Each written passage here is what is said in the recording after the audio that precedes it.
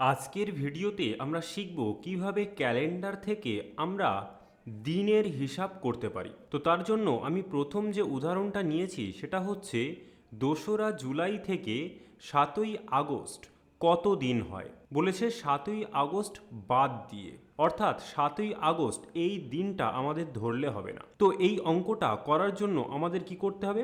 আমাদের সবার আগে জানতে হবে জুলাই মাসে কত দিন হয়। কোন মাসে কত দিন হয় সেটা জানার জন্য আমাদের একটা সুন্দর ট্রিক্স আছে। ট্রিক্সটা কি? কোন মাসে কত দিন আছে সেটা জানার জন্য আমাদের হাতটাকে এইভাবে রাখতে হবে এবং মাসগুলোকে এই আঙুল থেকে গণনা শুরু করতে হবে। যখন কোনো মাস এই আঙুলের ওপরে থাকবে তখন সেই মাসটা 31শে মাস হয়, আর যখন কোনো মাস এই নিচে থাকবে তখন সেই মাসটা 30শে মাস হয়। যেমন এখান থেকে আমরা জানুয়ারি মাস থেকে গোনা শুরু করব। তাহলে এটা হচ্ছে জানুয়ারি, ফেব্রুয়ারি, মার্চ, এপ্রিল, মে, জুন, জুলাই। তাহলে অঙ্কে কি দেওয়া আছে? আমাদের জুলাই মাস দেওয়া আছে। তাহলে দেখুন জুলাই কোথায় যাচ্ছে? এই আঙুলের ওপরে যাচ্ছে, সেই জন্য জুলাই মাস 31শে মাস। তাহলে আমরা কি দেখতে পেলাম? জুলাই মাস হচ্ছে 31শে মাস। এখানে একটা জিনিস খেয়াল রাখতে হবে, কেবলমাত্র ফেব্রুয়ারি মাস 28 দিনে হয়। বাকি মাসের ক্ষেত্রে যে মাস ওপরে হবে সেই মাস 31শে মাস হবে, আর যে মাস এই নিচে হবে সেই মাস 30শে মাস হবে। তাহলে আমরা পেলাম জুলাই মাস 31শে মাস। তাহলে এখন আমাদের বার করতে হবে এই 2রা জুলাই থেকে 31শে জুলাই পর্যন্ত কত দিন হচ্ছে। যেহেতু আমাদের এই 2রা জুলাই দিনটিকে বাদ দিতে বলেনি, সেই জন্য আমরা এই 31 থেকে 1 বিয়োগ করব, অর্থাৎ জুলাই মাসের 1 তারিখ বিয়োগ করব, যেহেতু আমরা এই 2 তারিখটাকে ধরে নিচ্ছি। যদি আমাদের এই 2রা জুলাইটাকে বাদ দিতে হতো তাহলে আমরা 31 থেকে 2 বিয়োগ করতাম। এই জায়গাটা ভালো করে বুঝবেন। তাহলে 31 থেকে যদি আমরা 1 বিয়োগ করি তাহলে কত হবে? 30। অর্থাৎ 2রা জুলাই থেকে 31শে জুলাই পর্যন্ত দিন সংখ্যা কত হচ্ছে? 30 দিন হচ্ছে। এখন আমাদের যেটা জানতে হবে সেটা হচ্ছে আগস্ট মাসের 1 তারিখ থেকে আগস্ট মাসের 7 তারিখ পর্যন্ত কত দিন হবে। কিন্তু এখানে আপনার অঙ্কে বলে দিয়েছে 7ই আগস্ট বাদ দিয়ে। তাহলে আমরা যদি 7ই আগস্ট বাদ না দিতাম তাহলে দিন সংখ্যা কত হতো? 7 হতো। কিন্তু যেহেতু আমাদের 7ই আগস্টটাকে বাদ দিতে বলেছে, সেই জন্য আমাদের দিন সংখ্যা এখানে কত হচ্ছে? আগস্ট মাসে 6 দিন হচ্ছে। তাহলে আমরা এখন এই 6 দিনটাকে 30-এর সঙ্গে যোগ করে দেব। তাহলে 30-এর সঙ্গে যদি আমরা 6 যোগ করি তাহলে কত হবে? 30 আর 6 36 দিন। এটাই হচ্ছে আমাদের উত্তর। অর্থাৎ 2রা জুলাই থেকে 7ই আগস্ট 36 দিন হয়। এই অঙ্কটা যদি বুঝতে আপনার একটু সমস্যা হয়ে থাকে তাহলে পরের অঙ্কটা দেখুন।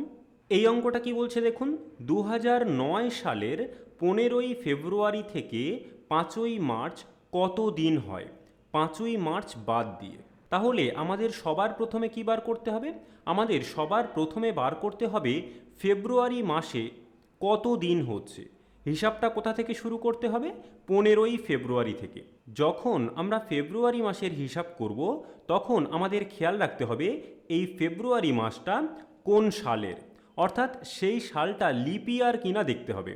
কারণ আমরা কি জানি, কোনো সাল যদি লিপ ইয়ার হয় তাহলে সেই সালে ফেব্রুয়ারি মাসে দিন সংখ্যা হয় 29, আর যদি লিপ ইয়ার না হয় তাহলে ফেব্রুয়ারি মাসে দিন সংখ্যা হয় কত? 28। এটা আমরা আগে একটা ভিডিওতে দেখেছিলাম।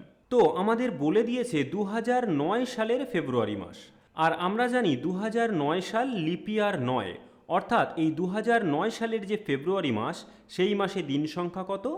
28। তাহলে 15ই ফেব্রুয়ারি থেকে 28শে ফেব্রুয়ারি পর্যন্ত দিন সংখ্যা কত হচ্ছে সেটা বার করার জন্য কি করতে হবে? আমাদের 28 থেকে 14 বিয়োগ করতে হবে। 14 বিয়োগ কেন করলাম?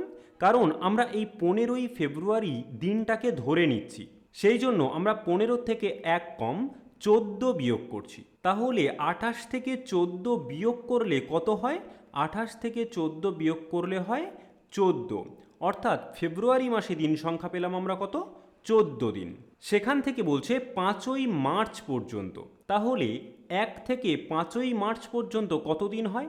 5 দিন হয়। কিন্তু আমাদের বলেছে 5ই মার্চ দিনটিকে বাদ দিতে।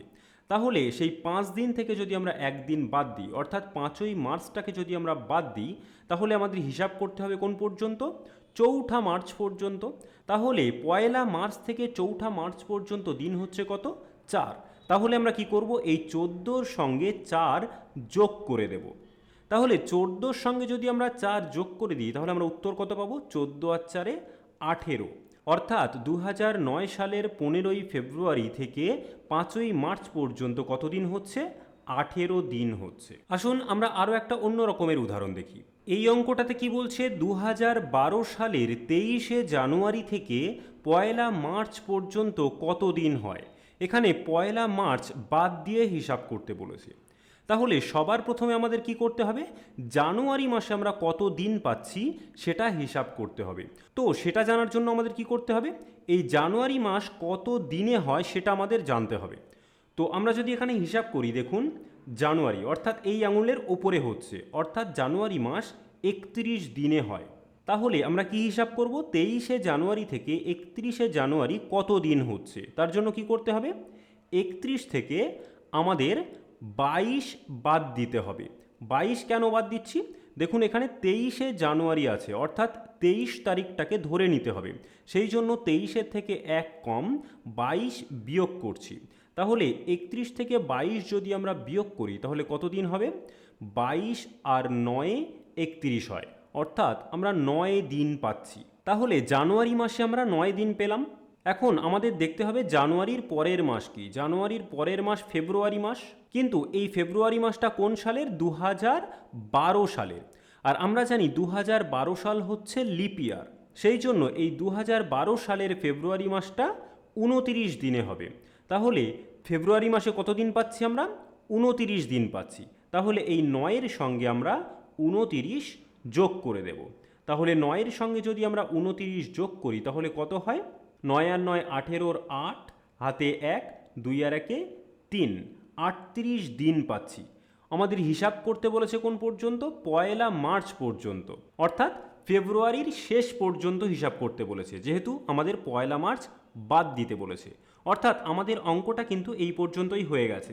অর্থাৎ 2012 সালের 23শে জানুয়ারি থেকে 1লা মার্চ পর্যন্ত 38 দিন, 1লা মার্চ বাদ দিয়ে। চলুন আমরা আরও একটা উদাহরণ করি, তাহলে এই পুরো ব্যাপারটা আমাদের কাছে ক্লিয়ার হয়ে যাবে।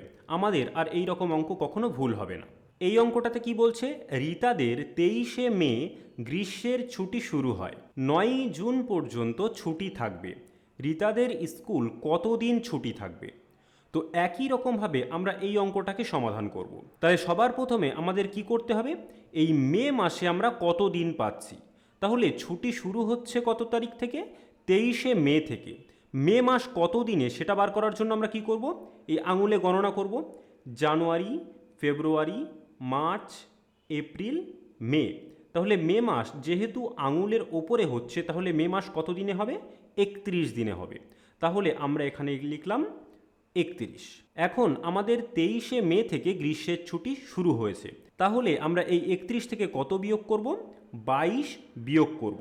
23-এর থেকে 1 কম, কারণ আমাদের 23শে মেটাকে বাদ দিতে বলিনি। তাহলে আমরা কত পাচ্ছি এখান থেকে?